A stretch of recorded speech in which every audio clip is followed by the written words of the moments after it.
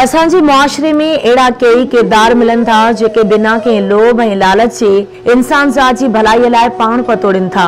जेतिरी खेनि सघ हुजे थी उन हिसाब सां हू इंसानी भलाई लाइ कमु कनि था। साईं मोहम्मद अयूब मंगी पाटाई जो गाणीटो पिण अहिड़नि किरदारनि जी फ़हरिस्त में थिए थो। सूफियाणी ऐं सेक्युलर सोच जे मालिक साईं मोहम्मद अयूब मंगी दादू ज़िले जे तारीख़ी शहर पाक शरीफ़ में 7 मार्च 1952 में बख्शल खान मंगी पाटाई जे घर में जन्म वरितो। साईं मोहम्मद अयूब मंगी इब्तदाई तालीम पंहिंजी जन्म भूमि पाट शरीफ़ मां हासिल करण सां गॾु मैट्रिक बि अलामा आई काज़ी हाई स्कूल पाट शरीफ़ मां कई, जंहिं बाद हुन आर्ट्स में इंटर ऐं ग्रेजुएशन कई।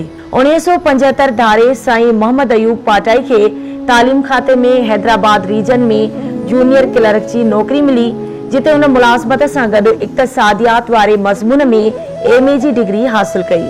मोहम्मद अयूब पाटाई हिकु अरडो ऐं बुरदबार शख्स हो। शागिर्दी वारे दौर खां वठी हू सिंध जे हक़नि सां गॾु इंसानियत में बराबरी वारी सोच रखंदो हो। साईं जी नज़र में कंहिं बि मज़हब ऐं अक़ीदे लाइ दिल में रतीअ बराबर बि मेर न हूंदी हुई। मज़हबनि ऐं अक़ीदनि खां इंसानियत खे मथभरो रखंदो हो। जीअं त साईं जी सोच इनक़िलाबी ऐं इज्तमाई हुई, खेसि हर वक़्तु सिंध जे आईंदे जो ऊनो रहंदो हो। साईं मोहम्मद अयूब मंगी पाटाई 1977 में दरबेले मां पंहिंजी पुफाट साइण खुर्शीद बेगम सां लाऊं लही ज़िंदगीअ जे नए बाब जी शुरूआत कई। औलाद में खेनि 5 न्याणियूं शमशाद, गुलशाद, अनीस, अमरीन ऐं आशा सिंधु ऐं 2 पुट अली रज़ा ऐं मीर मुर्तज़ा पैदा थिया। खुर्शीद बेगम दरबेले में 2 जनवरी 1961 में आदम खान मंगी जे घर में जन्म वरितो। खुर्शीद बेगम हिकु बुर्दबार ऐं साबरीन औरत हुई। उसूलन ऐं वक़्त जे पाबंद मिसिस खुर्शीद बेगम पंहिंजे औलाद खे बहितर तरबियत ॾिनी ऐं हर क़दम ते हिमथायो। हूअ हर वक़्तु कंहिं न कंहिं कम में पाण खे मसरूफ़ रखणु पसंदि कंदी हुई। खुर्शीद बेगम लाचार ऐं बेवस औरतुनि जी हर मुमकिन मदद कंदी हुई। कंहिंजो बि ॾुख या तकलीफ़ तमामु वेझो खां महसूस कंदी हुई। साईं मोहम्मद अयूब मंगी हिकु फर्ज़ शुनास ऐं ईमानदार शख्स हो। हुन गैर जानिबदारी सां पंहिंजे खाते में महिनत करे तरक़ियूं माणियूं। हू हैदराबाद, नवाबशाह, कंडियारे ऐं नौशेरे फिरोज़ में रहियो ऐं आख़िर में हुन नौशेरे फिरोज़ में ऑफिस सुप्रीडेंट तौर ज़िम्मेवारियूं निभाईंदे मुलाज़मत तां 60 वरनि जी ॼमार में 8 मार्च 2012 ते रिटायरमेंट वरिती। साईं मोहम्मद अयूब मंगी पेंशन पेपर्स ऐं अकाउंट्स में महारत रखंदो हो। न रुगो तालीम खाते पर हू सिहत, रेवेन्यू, आपाशी समेत मुख़्तलिफ़ खातनि जे मुलाज़मनि जा पेंशन पेपर्स ठाहींदो हो। हू इज़त ऐं महिनत खे पंहिंजी ज़िंदगी जो हिसो न पर पंहिंजी ज़िंदगी सम्झंदो हो।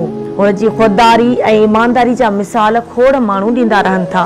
साईं जी डायरी डिघे अरसे खां खेसि सुञाणींदड़ तोड़िसाण से गॾु कमु कंदड़ केतिरनि ई माण्हुनि मूजिबि नौकरी जे अरसे दौरान खेसि कई रिश्वत जा मौक़ा मिलिया, पर हुन इज़त ऐं ईमान खे अवलियत ॾींदे सादी ज़िंदगी बसर कई ऐं रिश्वत खे ठुकरायो।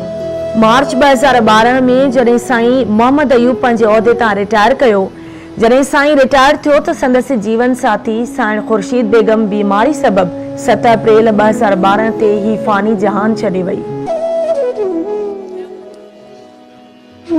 मोहम्मद अयूब मंगी पंहिंजे हमसफ़र जे विछोड़े बाद तमामु अकेलो थी वियो ऐं रिटायर थियण करे ऑफिस वञण बि बंदि थी वियो। मोहम्मद अयूब मंगी पाण खे मसरूफ़ रखण लाइ पेंशन पेपर्स ठाहिण सां गॾु इख़बारुनि, रिसालनि ऐं मुख़्तलिफ़ मौज़ूअनि ते किताबनि पढ़ण में पंहिंजो वक़्तु गुज़ारींदो हो। 26 अप्रैल 2013 जे सुबुह जो साईं निंड मां उथियो ऐं पंहिंजी 2 न्याणियुनि आशा ऐं अमरीन खे पाणी पीआरण लाइ चयाईं। बसि साईं पाणीअ जा 2 ढुक पी पंहिंजे औलाद खे नज़र फेराए ॾिसण खां पोइ सिधो थी पाण खे संवारे अखियूं हमेशह लाइ बंदि करे छॾियूं। अॼु न उताकुनि में ताज़ा पथर कख, आदेसी उथी विया पई उॾामी रख, सामी खणी संख वॼाए वाट थिया।